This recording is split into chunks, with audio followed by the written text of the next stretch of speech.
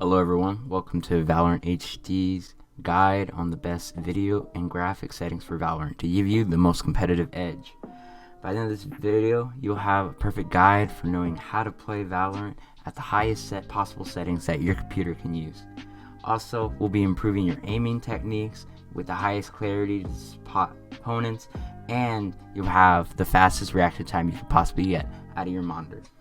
These settings aren't just for anyone to use, these are for true gamers who want to get the most competitive edge. These tips are both in the game and out of the game that will get you the highest out of your PC. Most FPS, the better for your gaming needs. The best pro player settings consulted with the top players in this game to make sure the information you're about to receive is the most up-to-date and the most accurate information we can possibly get. I promise that there's some hidden settings that you've never seen. So if you want to become a better player and improve, please watch this guide. Don't forget to like and subscribe if you truly enjoy the content. We do our best to produce the highest quality content, and we'll begin with the video. Let's start.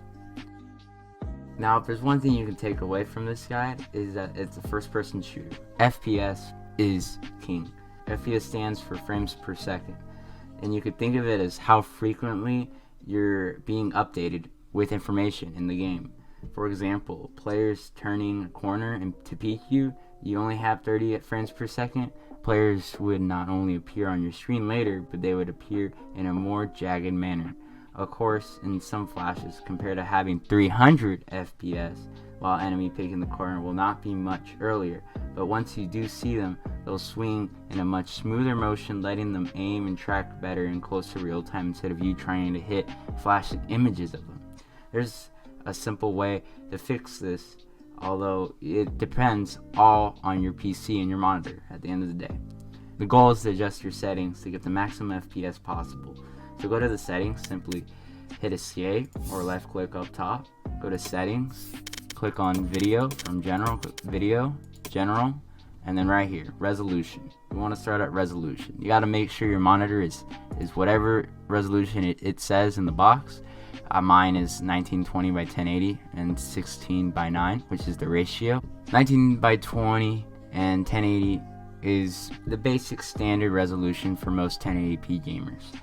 16 by 9 is the regular aspect ratio, and 75 Hz is how frequent the monitor updates the screen as fast as it can. Compared to 60 Hz monitors that right here, or 30 Hz monitors that are right here, enemy models can appear larger for some players if the resolution's less. But in a game like Valorant, it's the same field of view. You have 103 regardless of your resolution or aspect ratio. Your refresh rate is very important and will operate similar to your FPS. The refresh rate of your monitor represents the amount of time your monitor will update with new images every second. So if you have 300 FPS in a game and you only had 60 Hz refresh rate on your monitor, well, your monitor will only update and show 60 frames of those 300. Basically, a low refresh rate on your monitor is actually a bottleneck on your reaction time, even though you have high FPS. So basically, if you have a 30 Hz right here, 1768 by 992 at 16:9 aspect ratio with 30 Hz, you're basically are at a disadvantage compared to people with 75 Hz or 60 Hz, or what the standard is right now is 240 Hz and 144 Hz. So right now I'm at a disadvantage, but honestly I'm content with the disadvantage. If you're unsure about your aspect ratio, just go to your desktop, right click, hit display settings. You want to go down and click advanced display settings, and right here you'll see your desktop resolution, 1920 by 1080, 1920 by 1080, and your refresh rate, your hertz, 74.9, which is 75 hertz rounded up. And then there you go. That's how you know what your monitor needs to be set at for your game to be the same as your monitor. The higher you can, the better. As I've told, 75 Hz is the highest my monitor can do. If you have 144 Hz or 240 Hz, that is better. Display mode, that we want that to be at full screen rather than window full screen or window. Full screen will allow your computer to process only the full screen of Valorant. rather than processing the Windows version of Valorant. Because think about it, although tabbing out and tabbing into Valorant is gonna have sort of half a second delay just because it's a full screen and your computer's processing that. Because of that, it's able to process only the game rather than your background and everything else. It'll have things running in the background. You can run Discord, Spotify, anything in the background, of course, but it's better to have this game at full screen, so all the remaining display processing can all go and just focus on the video game, and so you can game harder and faster.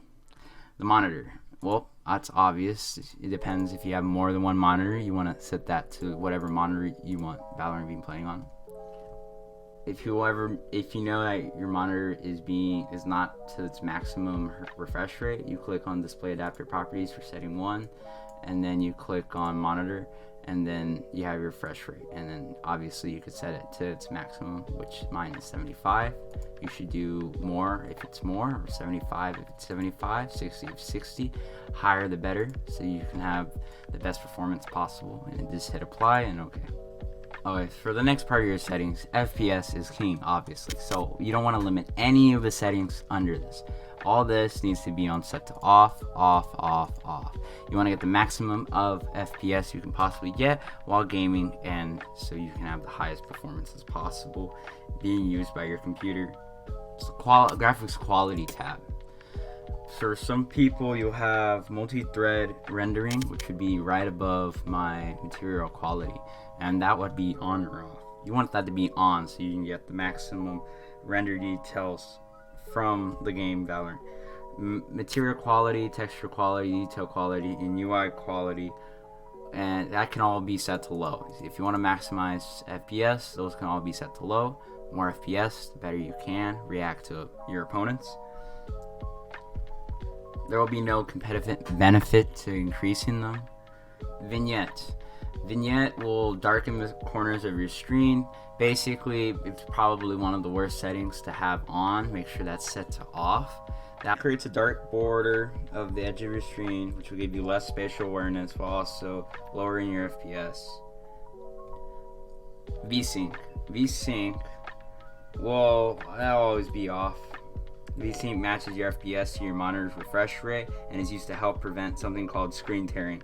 This is an overall benefit, but VSync is notorious for increasing input lag, which worsens your reaction time, so it's practically bad. If you want screen tearing and not be the best gamer or have the best sort of reaction time, by all means, please turn that on. But otherwise, if you want to be the fastest, you want to be able to see your opponents seconds faster than when they see you peeking from long, then you gotta turn that off.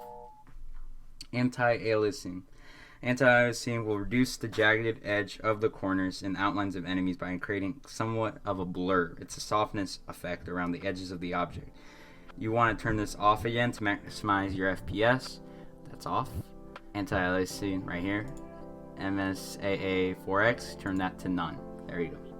Anisotrophic filtering only affects your quality on the ground. What does that mean? Basically, the floor textures versus floor textures from 20 yards away, 30 yards away, that'll affect your PC rendering, which will obviously needs to be turned down. Depending on how you feel, please change the graphics if you feel like low quality doesn't fit your type of style. All the pros use low quality, so obviously you should use low quality. So set that to whatever it was to 1x. That's as low as you can possibly get for the floor quality. Improve clarity, bloom, distortion, and first person shadows. You want to turn improve clarity. Improve clarity is one of the settings we actually recommend you to enable. This increases the contact of midtones, which serves as a greater clear picture. In essence, it's instead of having to wash out brightness and create mirror shadows and darkness in areas to give you contrast.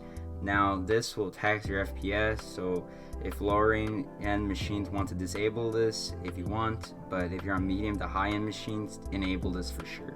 This will help the enemies stand out while you're gaming and you'll be able to get a free kill or not. Bloom, Bloom, you want that to be off. Bloom will basically sort of bright glow things. Bloom will give a short of bright glow to things, which makes objects harder to track as they become washed out in the brightness, while also lowering your frame rate, so turn it off. Distortion will distort things behind orb explosions and some agent abilities. This will make it difficult to spot enemies while lowering your frame rate to make sure it turns off. And lastly, we have first person shadows. You might think it gives you a competitive advantage seeing the enemy's shadow, revealing them behind a corner, actually seeing them. However, first person shadows does not impact enemy shadows, and it only affects first person shadows on your own weapon. So you can turn that off as well. Alright, these are the settings, the most optimal settings for FPS. Pros use these, and you're able to get the more competitive advantage over people who have to render all these stuff if they have it maxed out. Thank you.